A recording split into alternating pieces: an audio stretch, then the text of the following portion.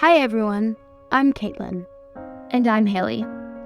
And this is the story of our brother, Ryley. We were born July 31st, 2008 at Mount Sinai Hospital in Toronto at 32 weeks gestation. Because there was 3 of us, our doctors and parents knew we were going to arrive early and probably spend some time in the hospital before we could safely come home. I came first, followed by Haley, and then Ryley. The first few days of life were tough for Ryley. Although he was the biggest, he had a hard time breathing on his own, and the doctors were noticing some problems with his routine blood work. The doctors were giving him blood transfusions, but when they didn't solve the problem he was having, they ran more tests.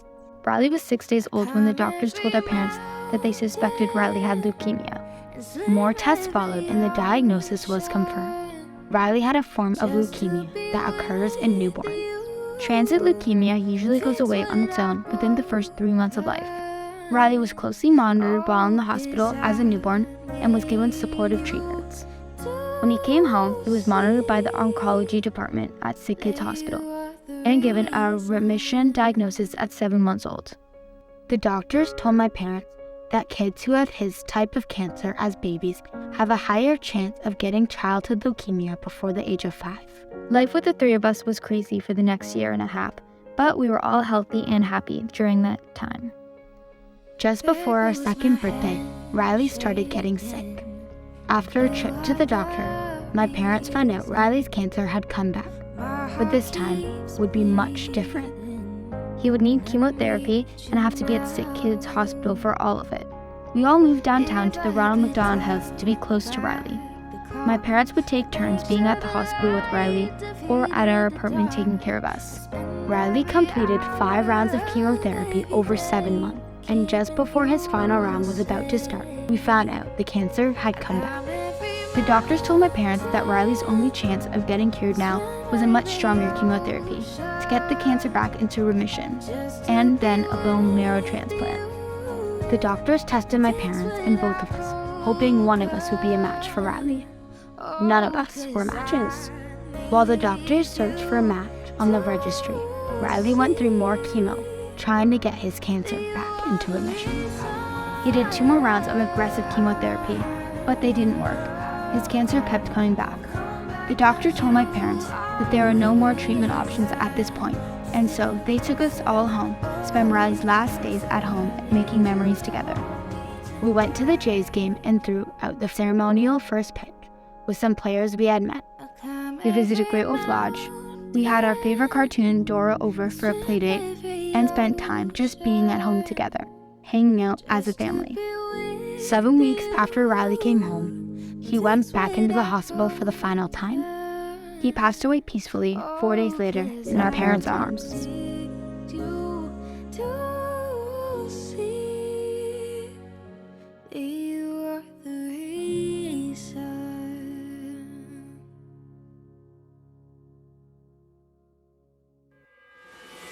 Let's do this!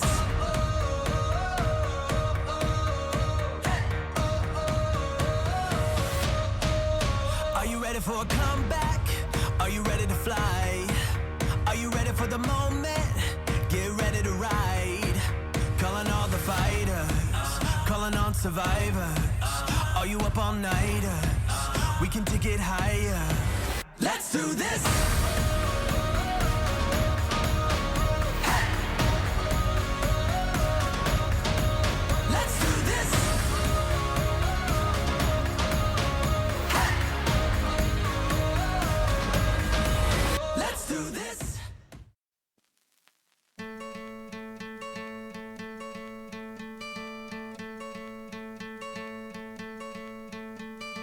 Hope when you take that jump, you don't feel the fall.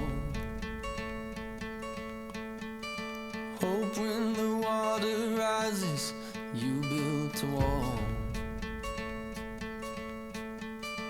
Hope when the crowd screams out, you're screaming your name. Hope if everybody runs, you choose to stay.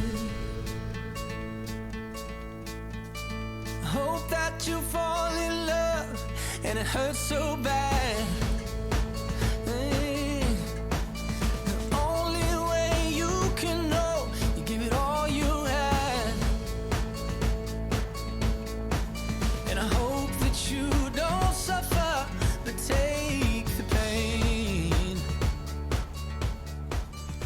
On June 10, 2023, Ryley's Riders will join thousands of cyclists on the starting line in Toronto and begin making their way to Niagara Falls in support of the Princess Margaret Ride to Conquer Cancer.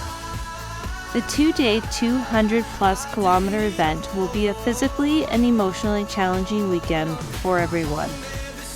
When cyclists from across the province tackle the hills, weather conditions, and other obstacles along the route, those cheering on the participants will see many riders sporting survivor flags, indicating a previous or ongoing battle with cancer. they will also see riders with pictures of loved ones on their backs, reminding them and everyone around them who they are riding for.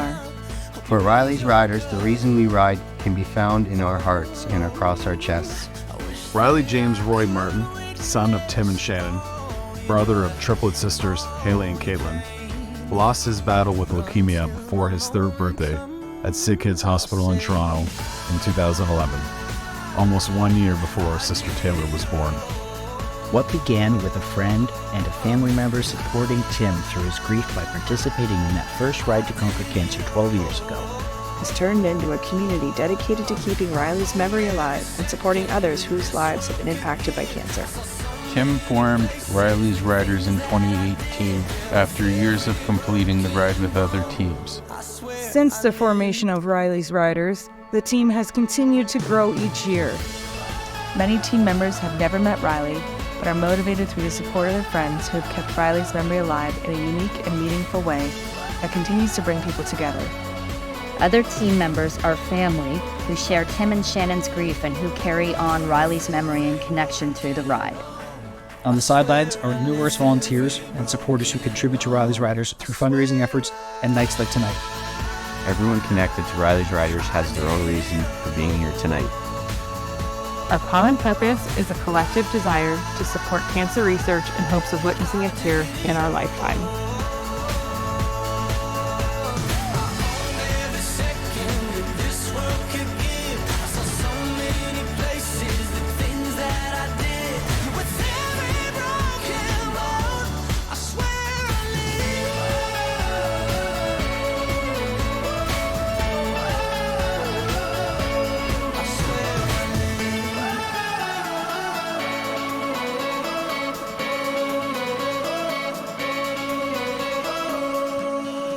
Thank you everyone for coming tonight.